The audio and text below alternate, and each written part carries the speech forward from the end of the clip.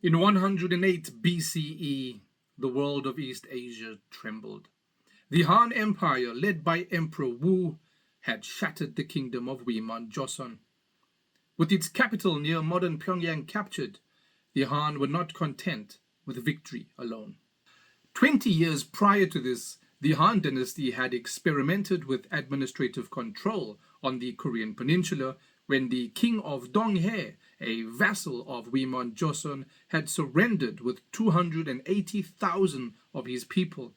But this commandery lasted only 2 years, and now the Han Dynasty wanted permanence. They wanted total control, and so they planted 4 seeds of empire, the 4 Commanderies.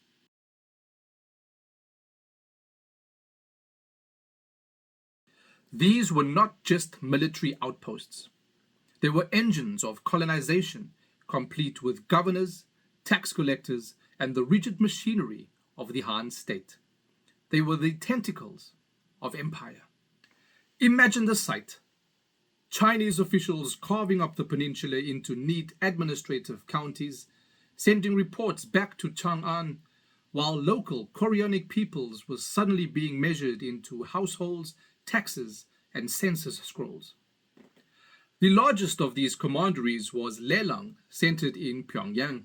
With 25 counties, over 400,000 people in over 62,000 households, it became the beating heart of Han power in Korea.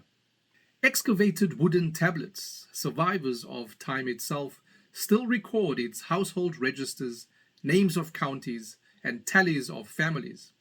This was no distant colony. It was government on the ground.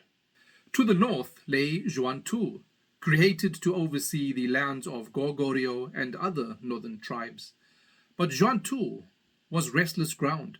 Raids, uprisings, and shifting frontiers eventually forced the Han to retreat it into Liaodong, outside of the peninsula. Meanwhile, Jianfan stretched toward the southern peninsula. Its counties likely spanned today's Hwanghae and beyond. And Lintun pressed eastward towards the rugged mountains and coasts. Yet these two, Jianfan and Lintun, were fragile creations. Within a generation they were abolished, and their lands were folded or absorbed into Lelang and Zhuan-tu in 82 BCE. For centuries, Lelang endured. In its tombs, archaeologists have found lacquerware, Chinese coins, silk, and official seals, the unmistakable fingerprints of empire. It was here that Korean elites and Han settlers lived side by side, trading, marrying, and sometimes rebelling. It was a crossroads, a fusion point where local tradition met imperial ambition. But empires are never eternal. In 220 CE, following the collapse of the Han Dynasty, China was left in the hands of numerous warlords. Now, the Gongsun family administrators of Liaodong still held sway over Lelang and even separated the southern half of the commandery to form Daifang Commandery until Chao Wei, one of the 3 kingdoms of China, ended their rule. After Chao Wei came the Jin Dynasty in 266 CE, and in the Korean peninsula they had to deal with the rising power of Goguryeo, which challenged their authority. In the beginning of the 4th century CE, the Jin capital was sacked, and this allowed Goguryeo to conquer Lelang Commandery in 313 CE, and then Daifang Commandery in 314 CE.